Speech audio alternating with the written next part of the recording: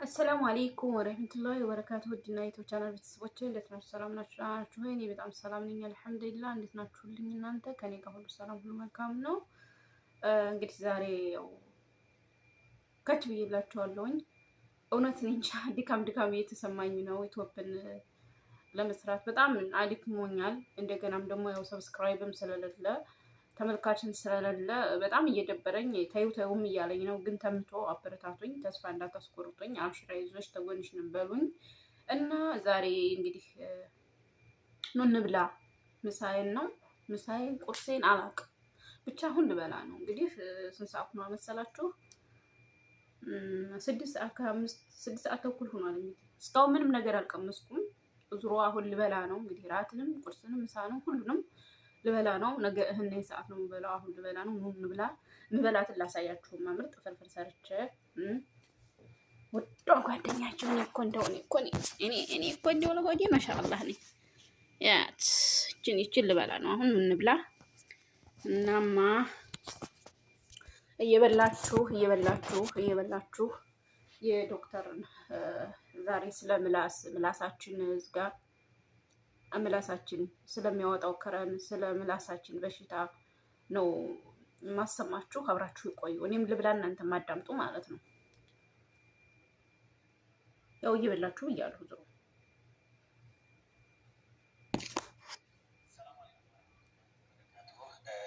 እንግዲህ በዚህ በምስሉ ላይ ያስቀመጥኩላችሁ ጂኦግራፊክ ታንክ ሰላም አለይኩም ወራህመቱላሂ ወበረካቱ። እንግዲህ በዚህ በምስሉ ላይ ያስቀመጥኩላችሁ ጂኦግራፊክ ታንክ ዲዚዝ ይባላል። እንግዲህ ምላሳችን በጣም ቀጫጭን በሆኑ ፀጉር መሳይ እና ቀይ ነገራቶች የተሸፈነ ነው። እነዚህ ነገራቶች እንግዲህ ዋና ስራቸው ምላሳችንን ከተለያዩ ጉዳቶች መጠበቅ ነው። በዚህ በጂኦግራፊክ ታንክ ዲዚዝ የተጠቁ ሰዎች ወይም ደግሞ የተጠቃው የምላሳችን ፓርት እነዚህ ምላሳችንን ከተለያየ ነገር የሚጠብቁና ፀጉር መሳይ ነገራቶች ሙሉ በሙሉ ይጠፋሉ ወይም ይወገዳሉ ማለት ነው። ስለዚህ ያ በዚህ ህመም የተጠቃው የምላስ ፓርት በጣም ስሙዝ ወይም ደግሞ ለስላሳ ይሆናል፣ ቀይ ይሆናል። ከደህነኛው ምላስ ጋራ እንግዲህ ነጭ ወይም ደግሞ ግራጫ የሆነ ድንበር ይፈጥራል ማለት ነው። እንግዲህ ይህ ህመም አንዳንድ ጊዜ ምን ተብሎ ይጠራል? ቤናይን ማይግራቶሪ ግሎሳይተስ ተብሎ ይጠራል። ቤናይን የተባለበት ምክንያት ወደ ሌላ የሰውነታችን ክፍል ወደ ጉሮሮ ወይ ወደ አንጀት አይሰራጭም ወይም ደግሞ የካንሰርነት ባህሪ አያመጣም እንደማለት ነው የተፈለገበት። ማይግራቶሪ የተባለበት ምክንያት ደግሞ ቦታ ስለሚቀያየር ነው። ዛሬ በቀኝ በኩል የዚህን ህመም ካስተዋላችሁ ነገ በግራ በኩል ሊታዩ ትችላላችሁ፣ ወይም ደግሞ እየሰፋ ሊመጣ ይችላል። ጂኦግራፊክ የተባለበት እንግዲህ ዋናው ምክንያት ምናልባትም ካርታ የሚመስል ነገር ወይም ደግሞ ደሴት የሚመስል ነገር ምላሳችን ላይ ስለሚሰራ ነው። ምክንያቱም በዚህ የተጠቃውና ደህነኛው ምላሳችን ግራጫ ወይም ደግሞ ነጭ ድንበር ይፈጥርና ደሴት የሚመስሉ ነገራቶችን ይፈጥራል ማለት ነው። ስለዚህ ቤናይን ነው፣ የካንሰርነት ባህሪ አያመጣም፣ ወደ ሌላ የሰውነት ክፍላችንም አይሰራጭም፣ እዚሁ ቦታ ላይ ይቀያየራል እንጂ ማለት ነው። ሌላኛው ምንም አይነት ጉዳት የለውም። እንግዲህ አጋላጭ ምክንያቱን ስናይ ለዚህ ለጂኦግራፊክ ታንክ ዲዚዝ ምን ነገሮች ያጋልጣሉ ከተባለ ምናልባት ትክክለኛ ምክንያቱ አይታወቅም፣ ግን ኤግዜማ እና ሶሪያሲስ ያለባቸው የቆዳ ህመም ያለባቸው ሰዎች ላይ በብዛት ይከሰታል ተብሎ ይታወቃል። የስኳር ህመም በተለይ ታይፕ 1 ያለባቸው ሰዎች ለዚህ ህመም ተጋላጮች ናቸው ተብሎ ይታሰባል። ቤተሰብ ላይ ካለ እንግዲህ በቤተሰብ ጄኔቲክስ እንግዲህ ሊንክ አለው ተብሎ ይታሰባል።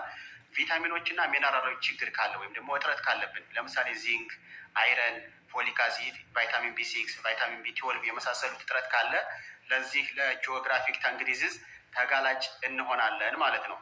ምልክቶቹን ስናይ እንግዲህ ያው በፎቶ ላይ እንደምትመለከቱት ምላሳችን የተለያየ እንትኖች ይሰራል፣ ድንበር ይሰራል። ስለዚህ ማፕ ወይም ደግሞ የሆነ ካርታ የሚመስል አይነት ነገር ይሰራል ማለት ነው። ከዚህ ውጭ አንዳንድ ስፓይሲ የሆኑ ነገራቶች ወይም ደግሞ አሲዳማ ፍራፍሬዎችን ስንጠቀም የማቃጠል ወይም ደግሞ የመለብለብ ወይ ደግሞ የመደንዘዝ አይነት ስሜት ልናይ እንችላለን። ከዚህ ውጭ ግን ብዙ ምልክት የለውም። ሕክምናውን ስናይ በራሱ ጊዜ ነው የሚጠፋው። በአብዛኛው ምናልባት ለመጥፋት ቀናቶች ወይም ወራቶች ወይም ዓመታት ሊፈጅበት ይችላል። ከሄደም በኋላ ተመልሶ ሊመጣ ይችላል። አብዛኛው ችግሩ እሱ ነው። ይሄዳል፣ በራሱ ጊዜ ይመጣል እንጂ በሕክምና በዚህ ይጠፋል የሚባል አይነት ነገር ሕክምና የለውም። ነገር ግን አንዳንድ ጊዜ እንደዚህ የማቃጠል ወይም ደግሞ የመደንዘዝ አይነት ስሜቱ ካለ የአፍ መታጠቢያ በተለይ አንቲሂስታሚን የያዙ የአፍ መታጠቢያዎችን እና ማስታገሻዎችን ፕሪስክራይብ ልናደርግ ወይም ደግሞ ልንሰጥ እንችላለን ማለት ነው። ነገር ግን ይሄ ህመም ጂኦግራፊክ ታንክ ዲዚዝ ነው ወይስ ደግሞ ሌላ ህመም ነው የሚሉ ነገራቶችን ሐኪም ቤት ሄዶ ማረጋገጥ ይገባል። ከሆነ ግን ምንም አይነት ኢሞሽናል ዲስትረስ ወይም ደግሞ ጭንቀት ውስጥ ልትገቡ አይገባም። ምክንያቱም ካንሰርም አይሆንም፣ ወደ ሌላ ቦታም አይሰራጭም። ኢቭን ኢንፌክሽን ራሱ የማምጣት እድል የለውም። በጣም አናሳ ነው የማምጣት እድሉ፣ የሚያጨናንቅ አይደለም። እንግዲህ አጠቃላይ ሲታይ እናንተ ብቻ አይደላችሁም። በዚህ ህመም የተጠቃችሁ ሰዎች ካላችሁ ከ2 እስከ 3% የሚሆነው የዓለማችን ህዝብ በዚህ ህመም ይጠቃል። ምንም አይነት ጭንቀት ሊኖራቸው አይገባም። ነገር ግን ያው እዚህ ላይ የተላለፈውን ብቻ አይተን ይሄ ጂኦግራፊክ ታንግ ዲዚዝ ሊሆን ይችላል ተብሎ ቤት መወሰን አይችልም። ሐኪም ማሳየትና ይሄ ጂኦግራፊክ ታንግ ነው ከተባለ ራሳችሁን አረጋግታችሁ ልትኖሩ ይገባል ማለት ነው።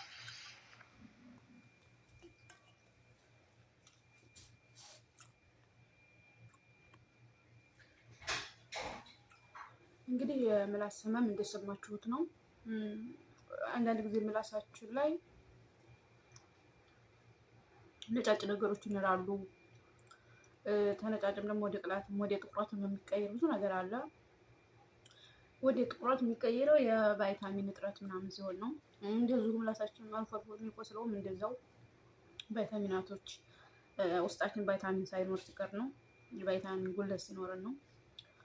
ሲቀጥል ደግሞ ምግብ በልተን ማታም ይሁን ጠዋትም ይሁን መቼም ይሁን ምግብ በልተን ጥርሳችንን ለ2 ደቂቃ ማጽዳትና ምላሳችንንም በዛው መፈረሽ። ምላሳችንን አሳምረን ማጽዳት አለብን። ጥርሳችንን ብቻ ፈርሸን ምላሳችንን ካልፈረሽ ነው ምላሳችን በሽታ እየፈጠረ የምግቡ እንትኖች እዛ ምላሳችን እኮ ሽንቁር አለው። እሱ ምላሳችንን ስናየው ምላሳችን ሽንቁር አለው። በዛ ውስጥ ስለሚገባ ምግቡ ያ እየተጠራቀመ ባክቴሪያ ያመጣል ማለት ነው። የምላሳችን ንጽህና የአፋችን ንጽህና በደንብ መጠበቅ አለብን። አንዳንድ ጊዜ አልሐምዱሊላህ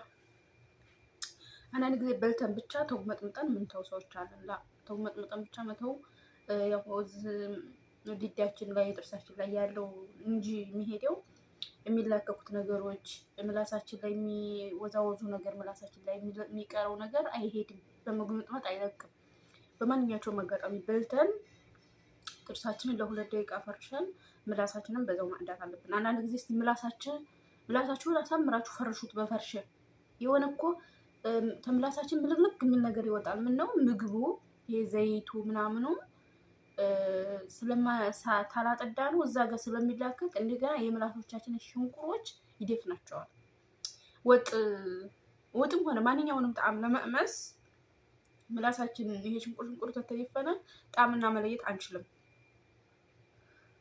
ጨው አለው የለውም ወይም ደግሞ ይጣፍጣል አይጣፍጥም የሚለውን ጣዕምና ራሱ ይቀንስብናል። ነው የምላሶቻችን ሽንቁሮቹ ስለሚደፈኑ ጣዕምና መለየት አንችልም። እና ምላሳችንን በማዕዳት እናስበው። አንዳንድ ጊዜ ምላሴን ታምሜ ምን ይሻለኛል ወደ ሌላ ምንም አይቀየርም። አንደኛ የቪታሚን እጥረት ነው። ሁለተኛ ደግሞ የምላሳችን የአፋችን ንጽህና አለመጠበቅ ጉዳይ ነው። ወደ ሌላ በሽታ የሚቀይርበት ምክንያት ምንም ነገር የለም። ደግሞ ከኔ የበለጠ ዶክተር ያውቃልና የዶክተሩንም ሪከርድ አዳምጦት እና እንግዲህ ያው ዛሬ አላብዛባችሁ። ሪከርድ አታብዢ እንድናዳምጥልሽ ወሬ አታብዢ እያላችሁ ነው። በቃ ይበቃችኋል። ሰላም አለይኩም ወራህመቱላሂ ወበረካቱ። ሰብስክራይብ ሼር እያደረጋችሁ ግን ተጎን ይሆኑልኝ፣ አበረታቱኝ። እኔ ልትወው አፋፍ ትርሻለሁኝ። እስቲ አበረታቱኝ፣ አብሽሪ፣ አይዞሽ በሉኝ።